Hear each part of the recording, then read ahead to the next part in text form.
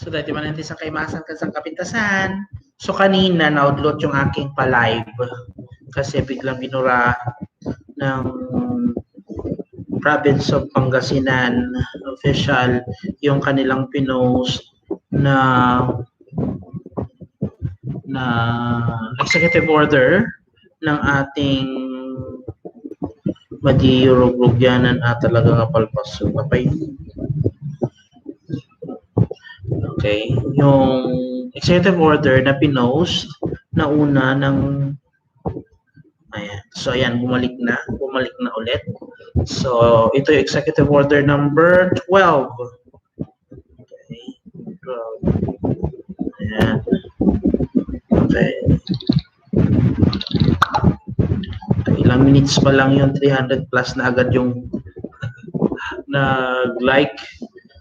Okay, so ito yung executive order number 0012-2020, an order implementing preventive and safety measures to address the threat of COVID-19 in the province of Pangasinan. Ayan, so merong ginagawang paraan ng ating provincial na gobyerno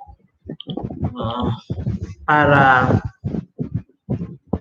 hindi makapasok, maiwasang makapasok ang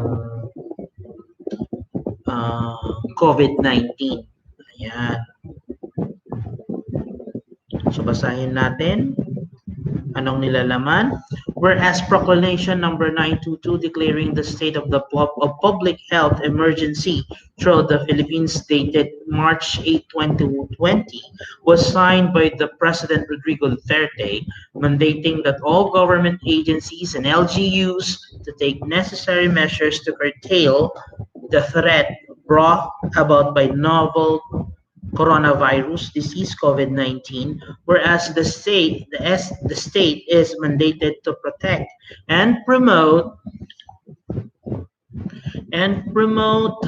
the right to health of people under Article 2, Section 15 of the 1987 Philippine Constitution, and the LGUs are empowered to exercise necessary, appropriate, and incidental powers for efficient governance in promotion. Nadidistract ako doon sa backup sound ng nagtatype. Lagyan natin. As provided by Section 16 of Republic Act Number 7160, otherwise known as Local Government Code of 1991, whereas Provincial Resolution Number 201 2020 dated February 10, 2020 was passed by the Sangguniang Panlalawigan of Pangasinan in view of DOH Health Advisory signed by Secretary Francisco T. Duque III, urging the public to avoid attending, participating in, and organizing events that draw a huge DICT Interagency Task Force for the Management of Emerging Infectious Disease issued resolution number 11 series of 2020 dated March 12, 2020 approve the recommendation made by the Department of Health Technical Advisory Group on imposing stringent social distancing measures. Ayun, yun na yung sinasabi na huwag muna tayo magdidikit. Huwag munang clingy. Ganun. Whereas in an interagency consultation meeting on March 13, 2020 attended by various stakeholders to include the Liga ng mga Barangay, League of Municipal Mayors, Municipal Health Officers, department heads of the provincial government of Pangasinan, the PNP, PPODO, DOH, DILG, and DepEd, among others, safety measures were discussed to prevent COVID-19 outbreak in the province of Pangasinan.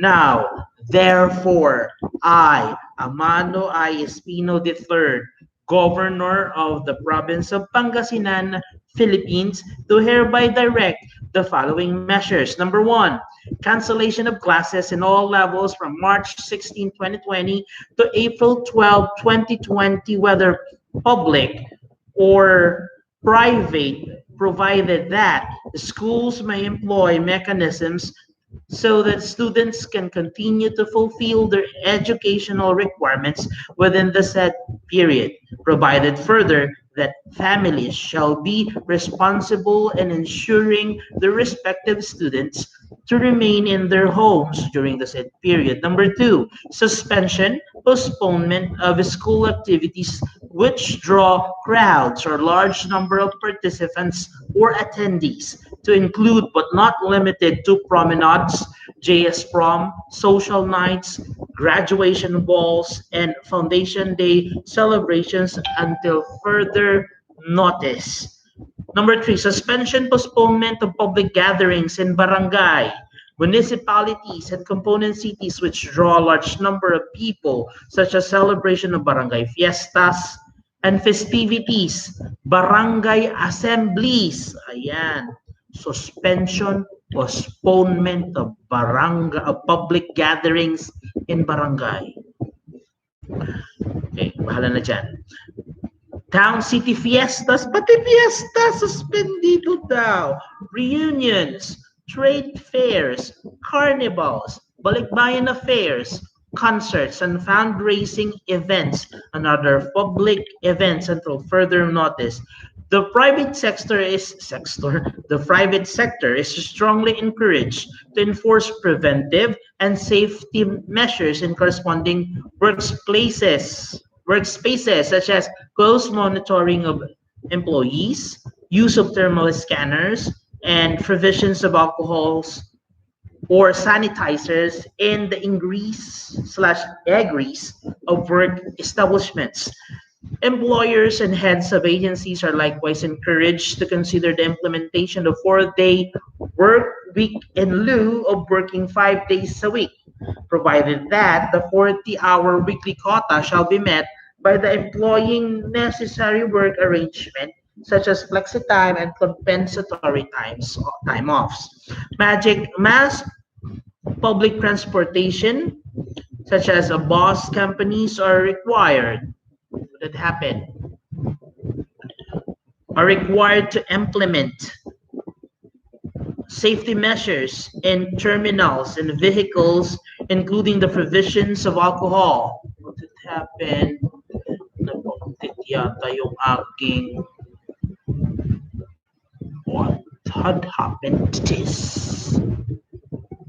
Siguro mas magandang sa cellphone ako mag-live tapos sa ano ko siya basahin. Oh, whatever.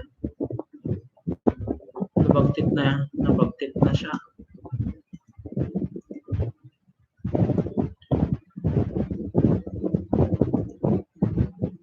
What is happening to this? What happening to you? Ito natin. Kasi